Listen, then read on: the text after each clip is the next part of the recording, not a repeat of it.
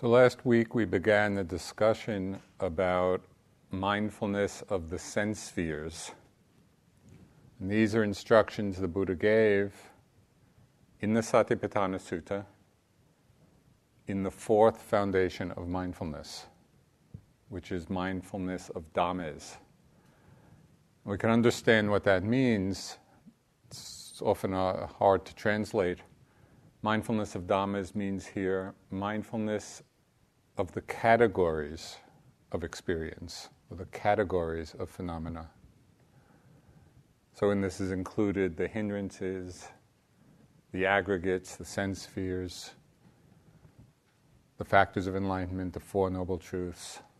All of that's included in this fourth foundation. So if you can remember, those of you who were here last week, the beginning instruction in the sutta, which I'll repeat again. And again, imagine just that the Buddha is talking directly to us. These are instructions from the Buddha in how to practice. He said, monks, bhikkhus, which is all of us, in regard to Dhammas,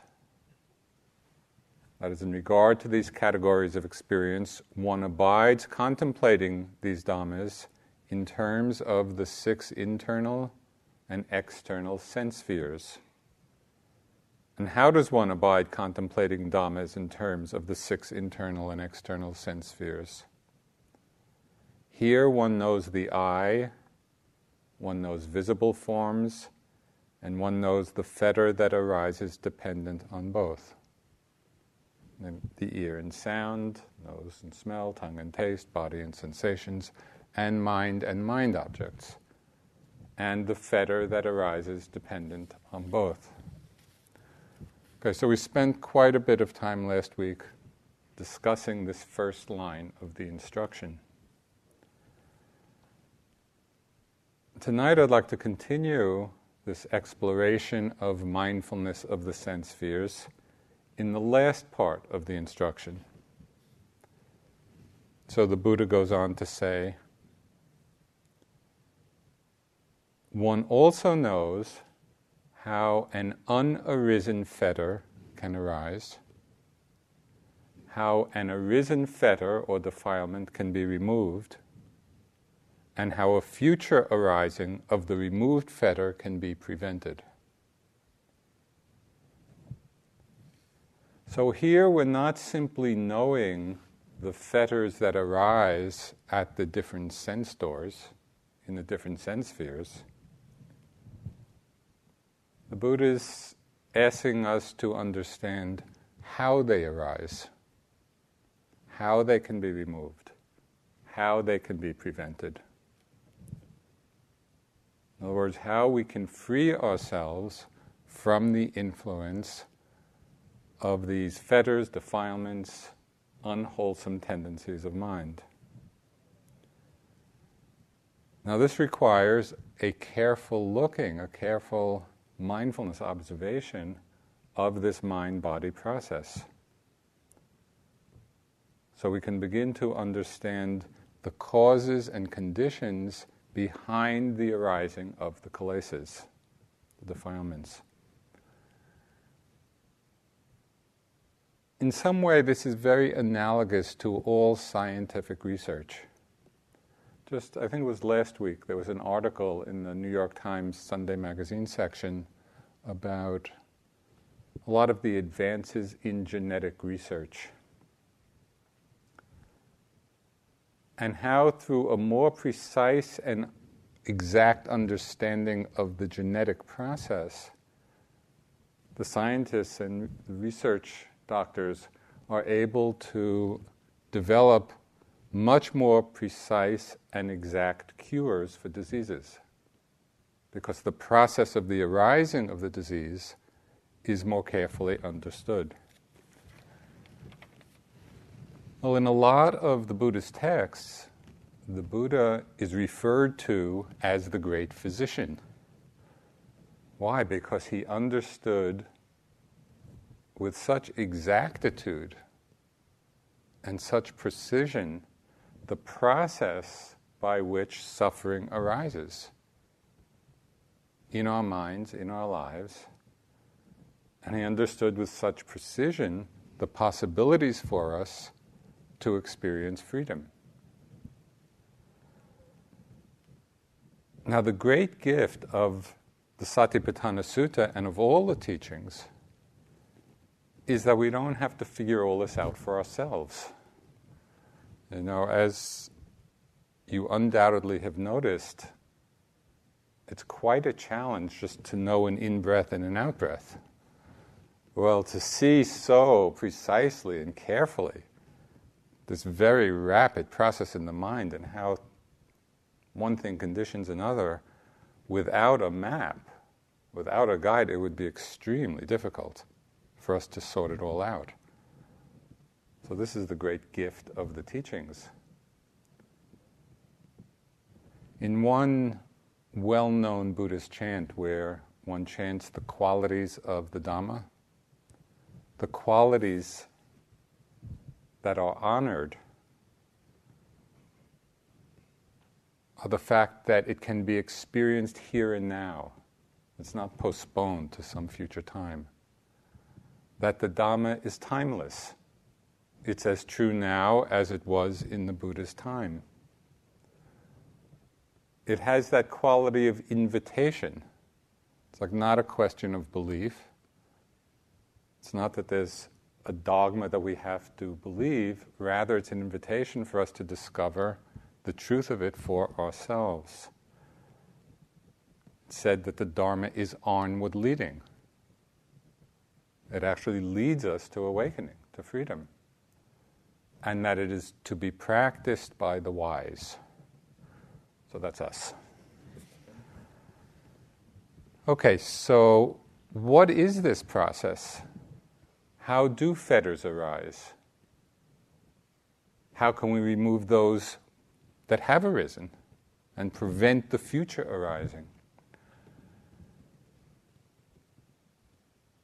One of the most direct teachings about this, of course, is in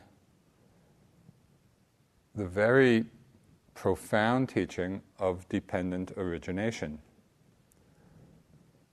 And this is sometimes referred to, this process of dependent origination is sometimes referred to as the arising or origin of the world. And in it, the Buddha describes the process that keeps the defilements arising, that keeps samsaric existence rolling along. I'll just read from one of the texts. It says, "And what, bhikkhus, is the origin of the world? In dependence on the I and visible forms, I consciousness arises. The meeting of these three, of I, visible forms, and consciousness, the meeting of these three is contact. With contact as condition, feeling comes to be. With feeling as condition, craving comes to be. With craving as condition, clinging. With clinging as condition, continued existence. With continued existence as condition, birth. With birth as condition, aging and death. Sorrow, lamentation, pain, dejection, and despair come to be. This, bhikkhus, is the origin of the world."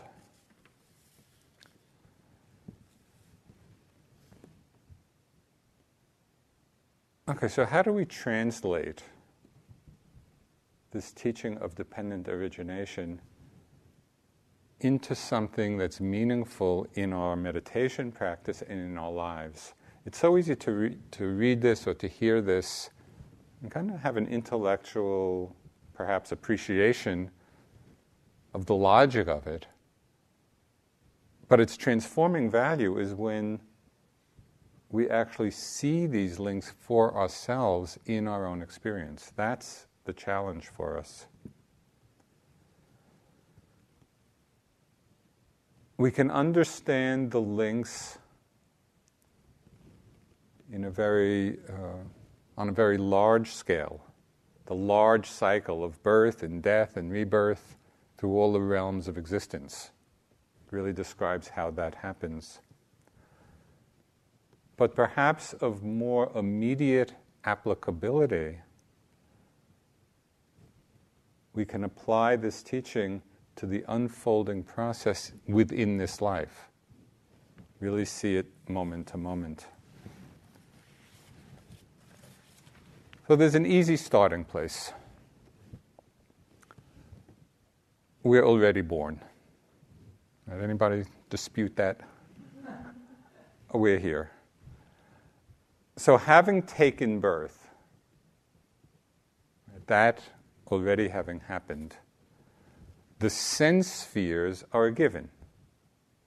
Right? Having taken birth, there's the eye and the ear and the nose and the tongue and the body and the mind with their respective objects.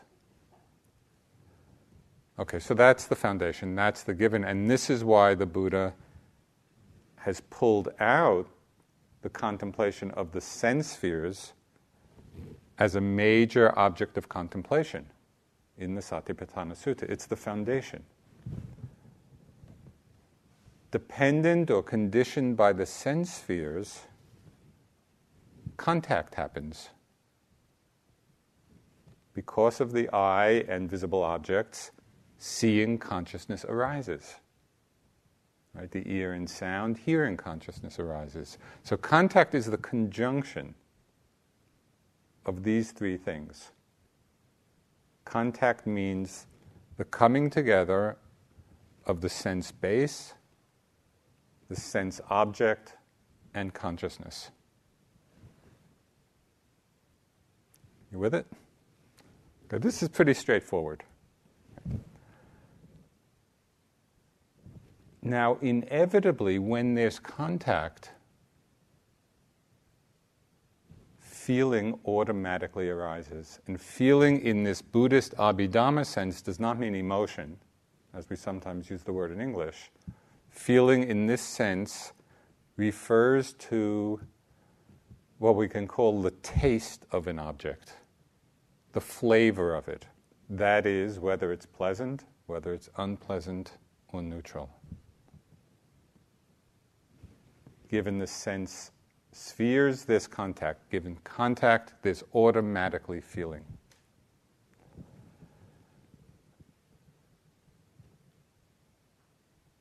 So just take a moment to really consider, pick your favorite sense base.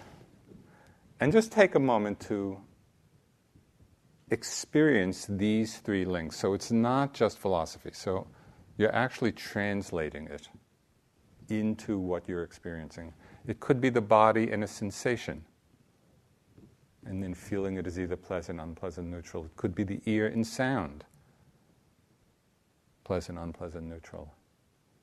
And so just for a moment, reflect on one of those sense bases, and the object, and the contact, and the feeling.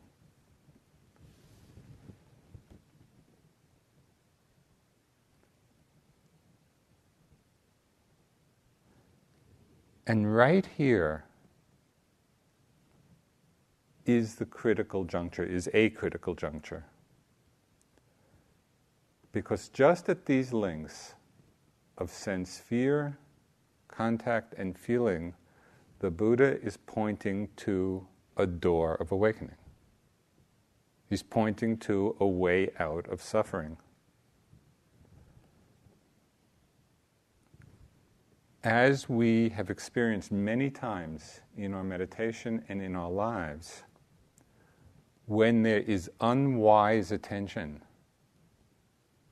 to the moment of contact and feeling, which are coming together, when there's unwise attention in those moments of experience, then our conditioned reaction, our very automatic response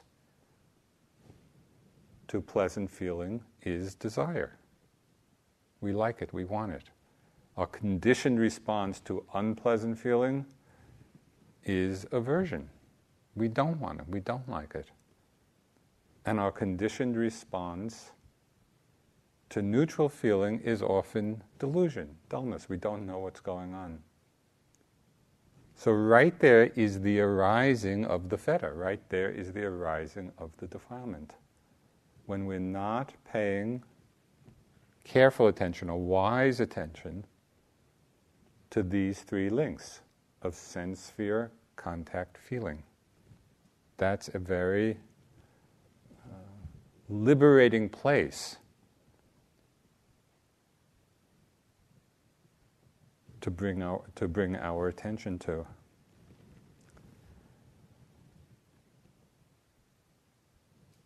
When we are mindful in those moments, then we cut the chain of dependent origination right in the experience of the feeling, the mindfulness of the feeling, and it doesn't lead on to desire, to clinging, to becoming, to birth, to death.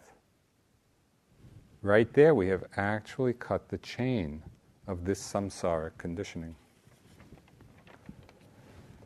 So the question for all of us is, how do we put this into practice?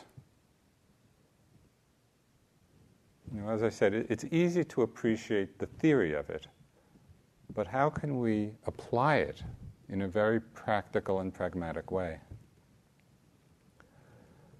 We can be mindful of those first three links, sense, sphere, contact, feeling, in a variety of ways. So, for example, we might notice just simply the different sense objects as they arise. Just to be mindful, oh, that's a sight, it's a visible form, that's a sound, that's a smell, that's a taste, that's a sensation, that's a thought. Just that simple recognition of the six different sense objects, that's sufficient. It can be as simple as that. Being mindful moment after moment how the six sense objects are arising.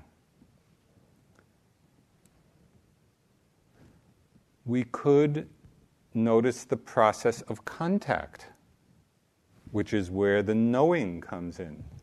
And so we might be mindful of the process of seeing, hearing, smelling, tasting. Right? Moment after moment in our experience, that's the noting or being mindful of the contact. Sense base, sense object, consciousness. And we're actually noticing. It's a moment of seeing, a moment of hearing, a moment of thinking. Again, it's not difficult. It's difficult to remember to do it. It's not difficult to actually do it. Right? And so we just keep bringing our mind back to the simplicity of this. So sometimes we could choose to note the sense object. Sometimes we could choose to notice the contact, that is the seeing, hearing, smelling, tasting, touching, or thinking. Sometimes we might emphasize simply the knowing aspect of all these experiences, where we rest in the knowing. And here there's a less effortful looking for the object, a less effortful directing the mind to the object, and it's a much more receptive awareness. We're simply settling back in the ease of knowing phenomena as they appear. And we're resting in the ease of that knowing. When you hear a sound, does it require any special effort to know the sound? No, the knowing is right there. It's already there. And so we can practice both recognizing and resting in the ease of that knowing.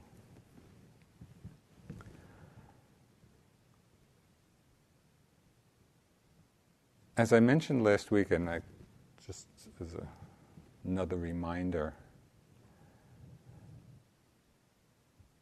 there are only 6 things that ever happen in our lives.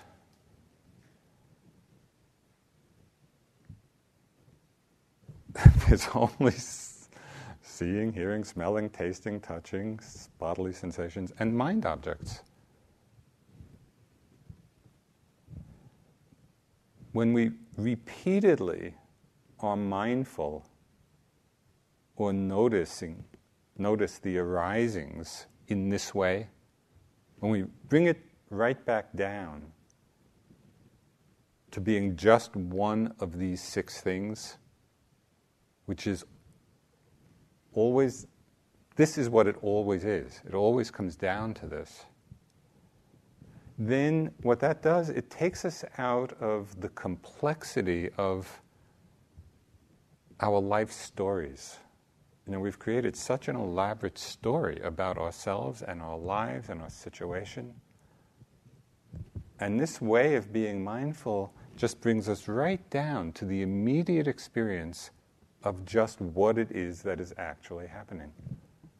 So it's powerful. It takes us out of the movie of our lives into a much more direct experience of the reality that's actually arising.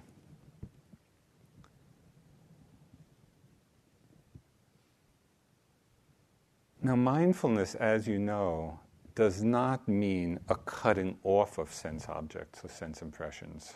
And it doesn't mean an avoiding of them, because that would be impossible anyway.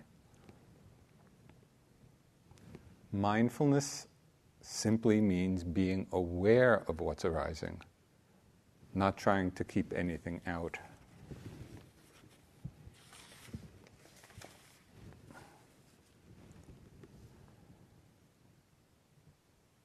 Okay, so we begin by either noting the sense object, or we note the contact, or we note the feeling. Or the knowing. If we are doing this and we see that a defilement is still arising, that we find we're still getting caught up in desire or aversion or fear, or any one of them, comparing, judging. If we're doing this very simple practice, but we see that the mind is still getting caught in these arising fetters, which it will. So then it's helpful to note or notice the feeling quality. And that's when we should particularly pay attention. Oh, is this experience pleasant? Is it unpleasant? Is it neutral? Because that's what's conditioning the defilement.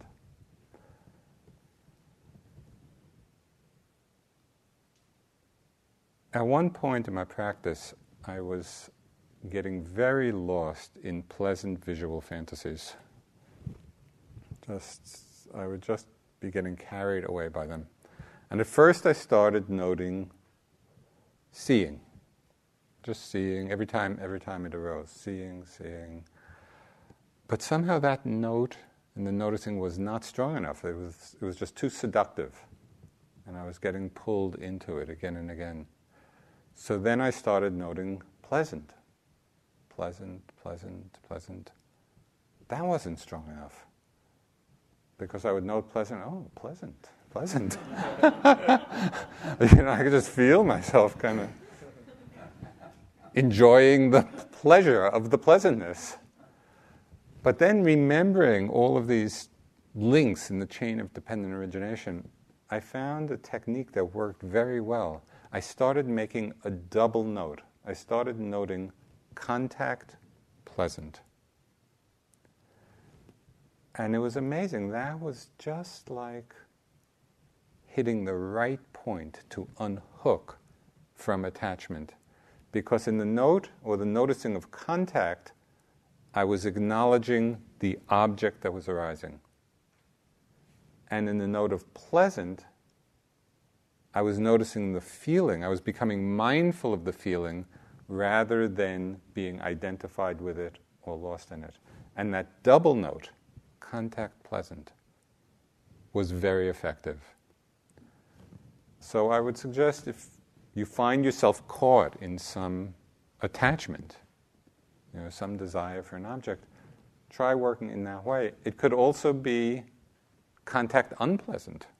If you're sitting and there's a lot of unpleasant physical sensation or unpleasant mind states, and you find yourself getting caught, that a fetter has arisen. Okay, how to remove the fetter, how to remove the defilement.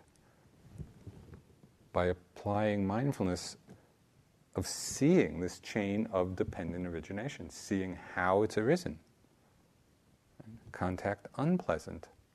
By becoming mindful of it, there's the possibility of the mind letting go. Okay, it all seems so simple. Be mindful of the sense spheres, be mindful of contact, be mindful of feeling, and come to the end of suffering.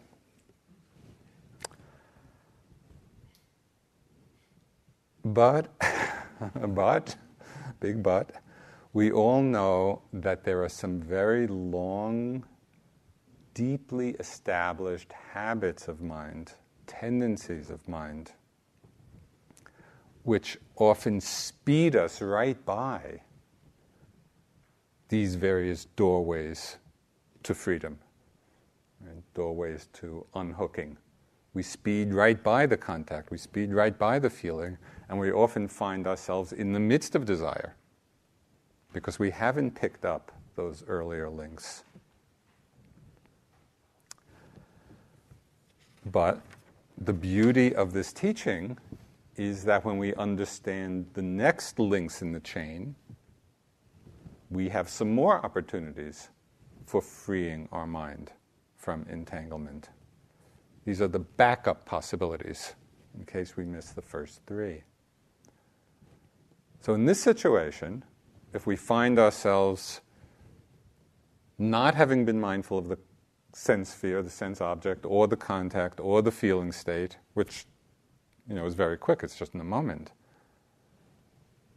we can become aware, we can become mindful, bring mindfulness to bear on the desire itself. So that becomes what we're looking at. Now, this part of the practice is tremendously illuminating because desire is one of the basic primal forces driving our life, driving the life process. This is not an insignificant little piece of our experience. The energy of desire is a primal force, right, which basically is driving samsara. So whenever we have an opportunity to observe it, to investigate this force in our mind, it's a very profound undertaking, and we can really take a tremendous interest in it, in understanding it. In Pali, the word is tanha, and it's been translated in different ways, often as desire or craving or thirst or a hungering. It's that energy in the mind of wanting. And the importance of understanding what this energy of tanha, of craving, of wanting, of thirsting for things, its importance is highlighted in the very first words that the Buddha is said to have either thought or uttered after his enlightenment, his song of enlightenment. The last lines of the verse just after his awakening under the Bodhi tree were, attained is the unconditioned, attained is the deathless, achieved is the end of craving. So this is a very clear, direct statement of the nature of the liberated mind. Achieved is the end of craving. Now, we may not yet quite be at the point of proclaiming this for ourselves. But we can begin to understand just how desire is working in the mind, understanding it more clearly, and experiencing the freedom of its ending, even if it's just for a few moments at a time. Now, we can get a taste of liberation every time, even if it's just for a few moments, we see the end of craving, the end of desire. So there's something powerful to see in our practice in this regard. Okay, so how can we experiment with working with this link in the chain of dependent origination, both seeing its arising out of the feeling, pleasant or unpleasant, and how can we see the ending of it? So just as an experiment, practice noticing when just some very simple desires arise in the mind. Start with little things. Maybe there's a desire for a cup of tea, or a desire for a piece of chocolate, or a desire to take a nap. Maybe it's a desire projecting into the future to meet your friends or partner after the retreat, or desire for the next vacation. Just some very kind of simple, straightforward desire. See if you can notice when it arises. Not getting lost in it, not pushing it away.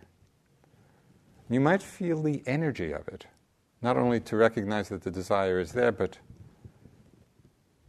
it's almost dropping down and feeling what the energy of wanting is like. What does it feel like? Right? This quality of wanting.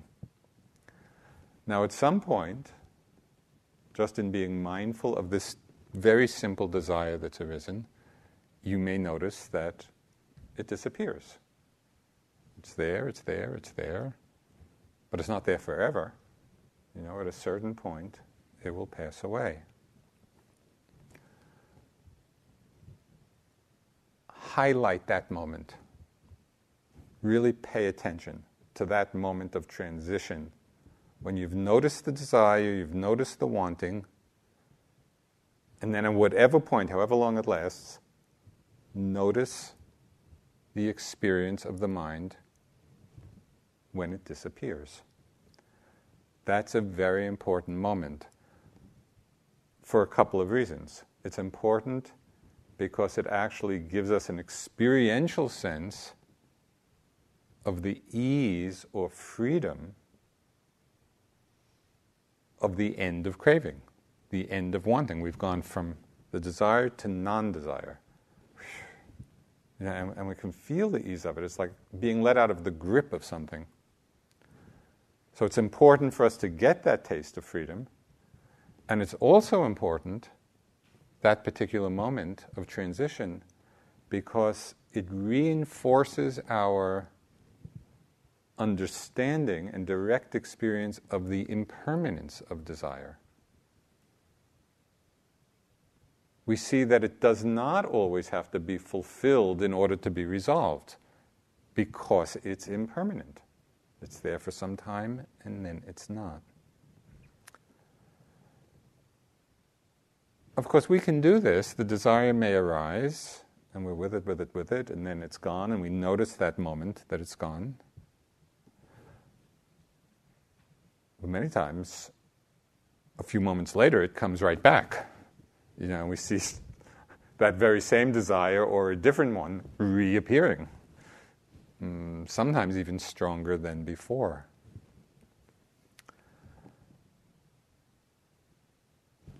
I get a kind of perverse delight in watching my mind, particularly at these times, this sequence, and particularly when a desire arises, and I see it, and I have kind of a strong resolve, I'm not going to act on that. Right? So I have a certain determination of renunciation. So I'm watching this desire, and it'll disappear the first time and maybe come back, and it comes up again, disappear, maybe it'll come back. And after a while, it's almost as if this desire is just lurking, waiting for a moment of unwise attention, and all of a sudden, the teacup is in my hands. So this leads us to the next link in the chain, when that's the situation, right? When we've watched the desire, and we've watched it come and go, and we've learned from it, but then it just sneaks back up and it grabs us, and there's another link. There's one more chance we have. And that is the link between desire and clinging. So at this point, things are getting serious.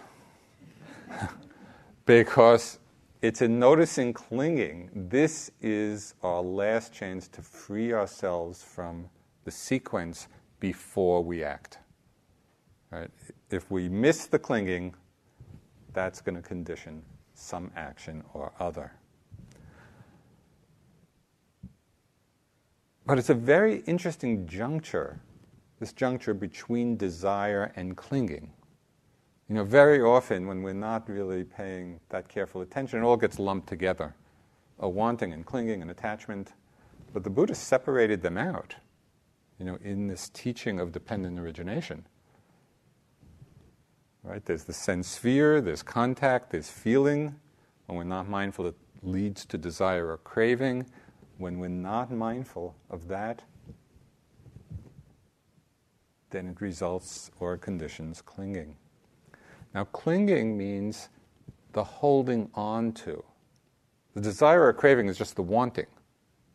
Clinging is the holding on to or the grasping at either the object of our desire or the desire itself. We can cling to the desire. And I've noticed this a lot in my mind.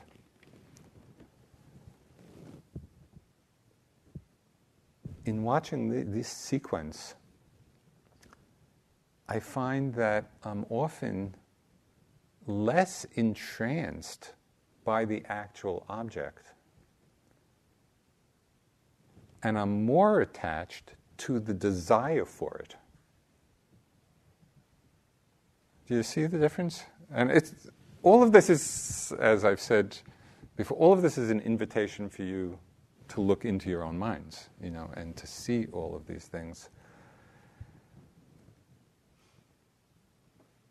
And then I look to see, well, why am I holding on to the thought, to the desire thought, when I don't even care so much, about the cup of tea or whatever it is? And when I look carefully, I often see that the clinging to the desire often comes or is born out of a fear of the feeling of deprivation. Right? There's some kind of avoidance in my mind of having that feeling of being deprived arise. And so that's what's keeping me attached to the desire. And there are a whole series of thoughts that come. And after a while it becomes a little humorous. Why not? I mean, there's nothing wrong with a cup of tea. Why not just have it? I'll feel more energy if I have this piece of chocolate, and then I'm going to really be able to practice. Be good to yourself. The mind can rationalize in so many ways what really is the force of clinging in the mind. Right? So it's not to say that there's anything particularly wrong with a cup of tea. Right? I mention all of this just as a way of kind of prompting an investigation for how these links condition our mind, condition our actions, condition our lives. Because these examples have been small ones. But it's also working in very big ways in big movements of mind that have serious effects.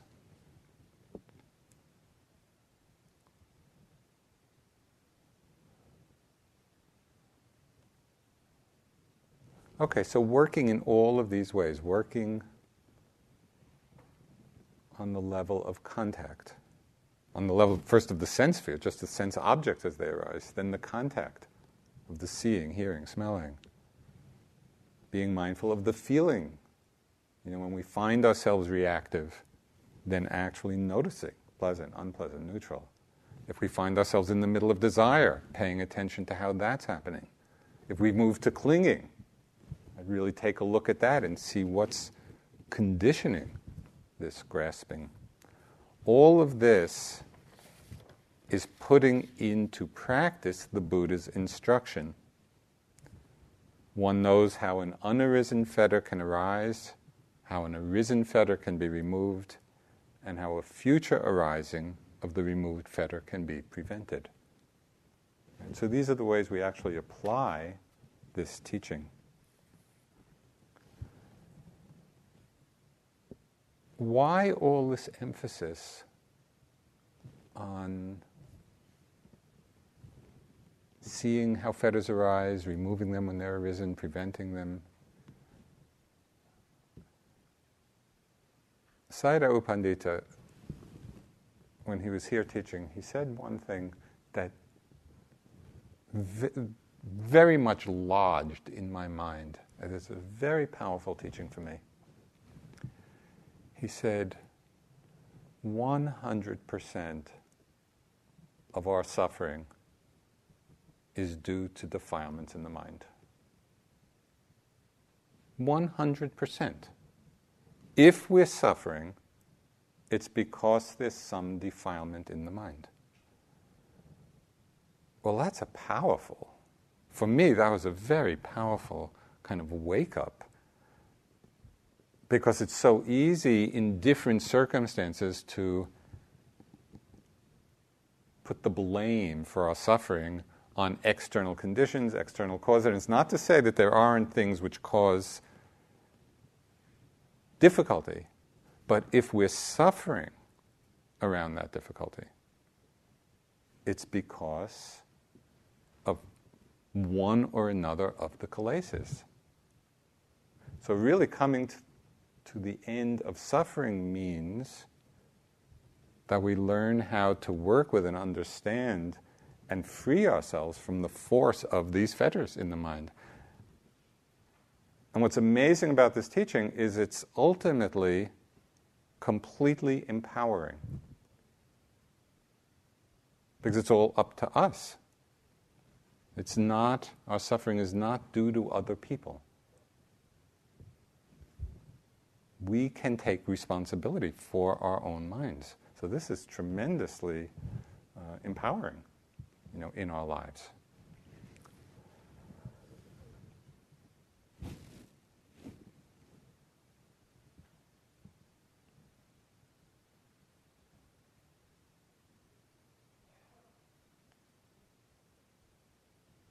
In the book by Venerable Analayo, which is called Satipatthana, the direct path to realization, which is a wonderful book about the Satipatthana Sutta, and it's actually the book that inspired this whole series of talks.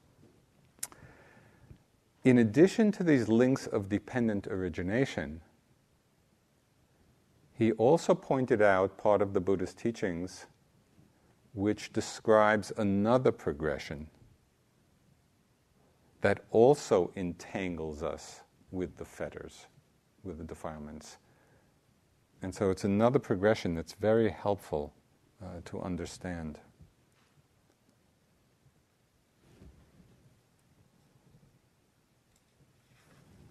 In this sequence, we start again with the sense spheres and contact and feeling, but then instead of going the route of desire, clinging, becoming, the Buddha talks of how there's contact, there's feeling, and along with feeling is perception. And it's perception which leads to thought and what in Pali is called papancha, or the mental proliferation, conceptual proliferation, which we are all familiar with. You know how the mind just starts thinking about something and then the thoughts proliferate, and then we're lost in that proliferation.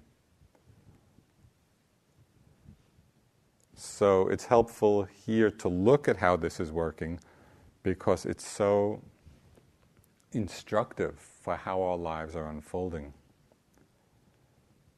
So what is perception? Perception is the mental factor which interprets experience. Right? It interprets experience by recognizing and remembering the distinguishing marks. So on the simplest level, it recognizes the difference between red and blue, between hot and cold, between man and woman. It's perception which is interpreting the sense data. And it picks out what distinguishes one thing from another, and then it remembers that, with a concept.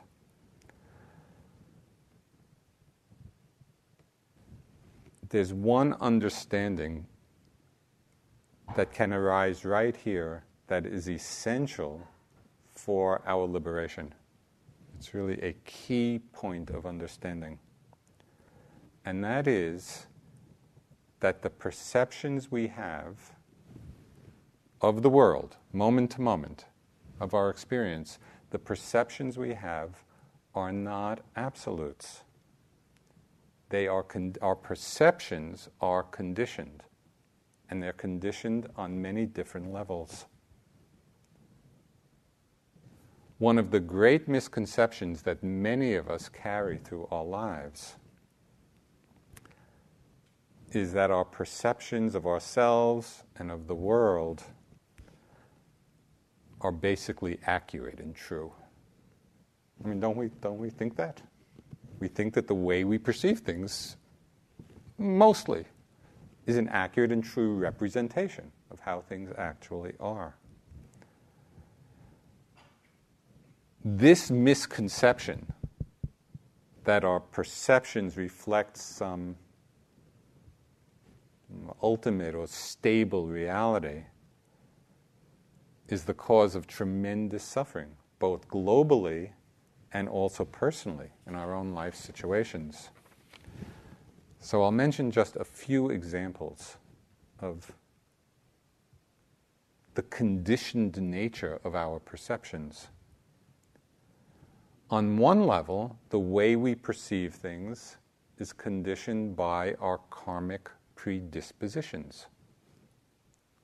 So, what a vulture might see as a delectable meal, we would probably see as repulsive, rotting flesh.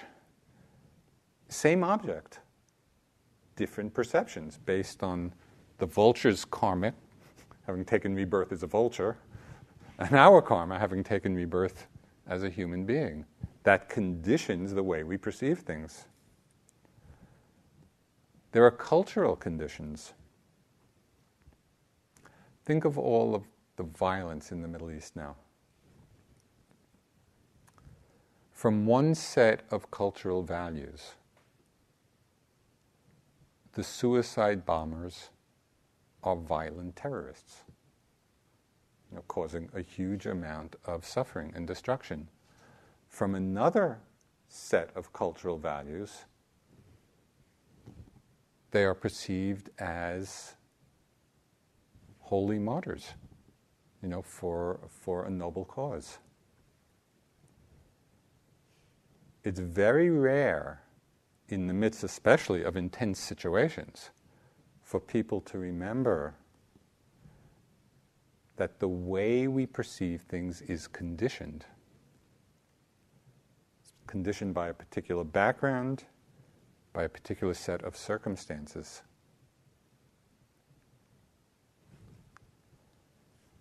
We can see the bias of our perceptions in more ordinary circumstances.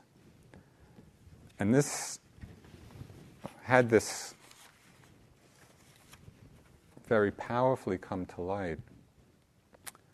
This happened several years ago, and there was kind of a big organizational conflict going on. And I was right in the middle of it, and we were at a board meeting. And there were a lot of intense views. And I just kept thinking, I am seeing this so clearly.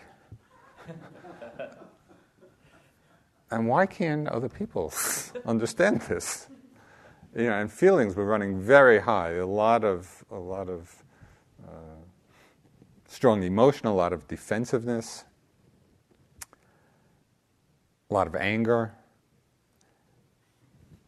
At a certain point, when I was feeling my own suffering in this intense situation, in this conflict, and also just the suffering that I felt in the room,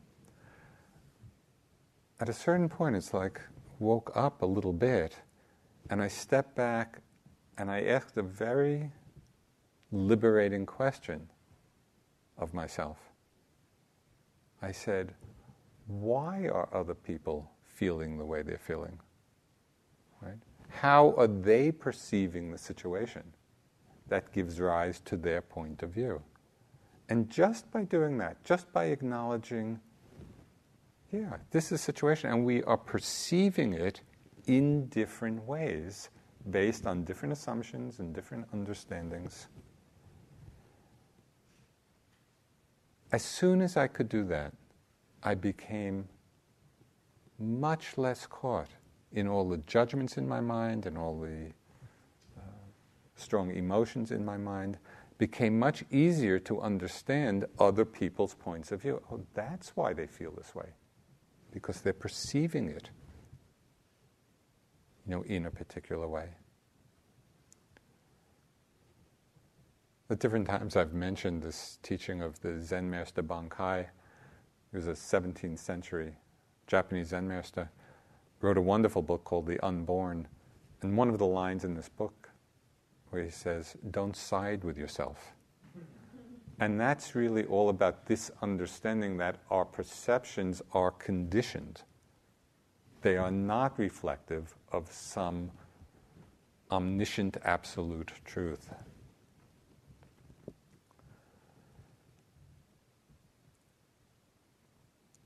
Obviously, this does not mean that we simply let go of all our viewpoints about things. But rather, if we're not so attached to them, then we can step back, see things from different points of view, and assess in a much more open, easy way, what is the wisest course of action to take? So it just opens the mind a little bit.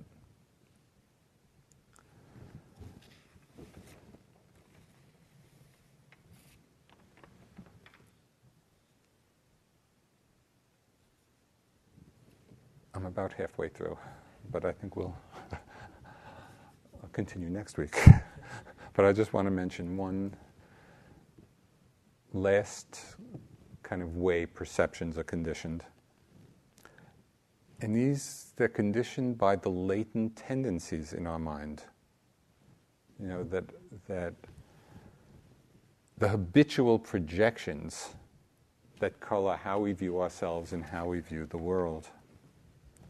So one common example of this, how the latent tendencies in our mind color our perceptions.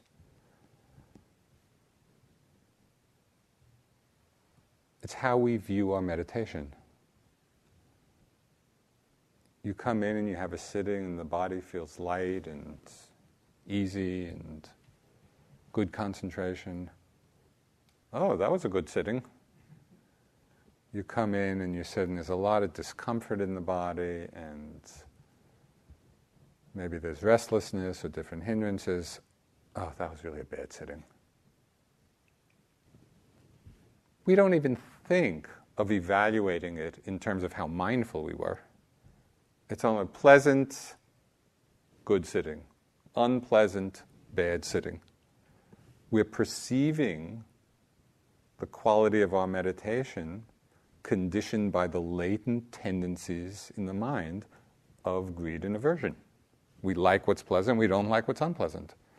And so we start perceiving the world through that filter. So we do this in many, many situations. We want to begin waking up to this.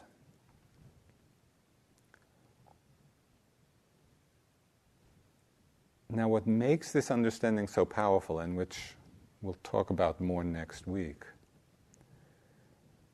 is the recognition that because our perceptions are conditioned, when we really recognize this and see this, they're conditioned by our mental habits. What this means is that we can train our perceptions.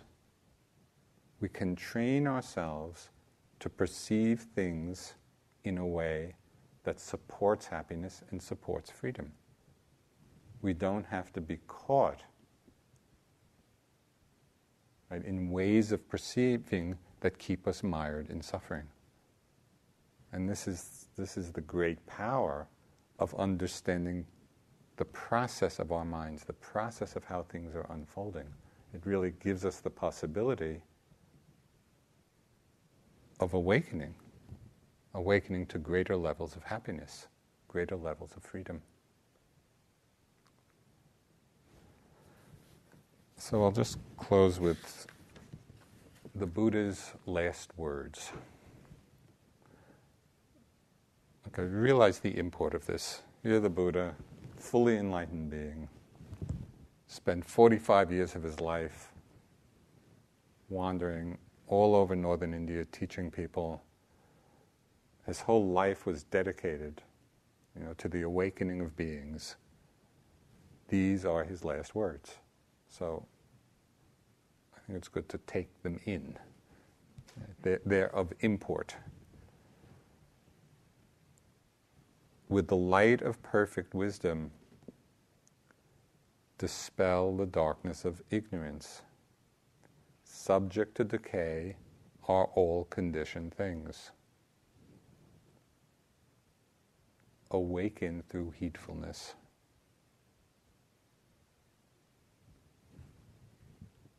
This is a powerful teaching. Subject to decay are all conditioned things. Awaken through heedfulness. And so all of these instructions in the Satipatthana Sutta are about how to do this. So let's sit for a few minutes.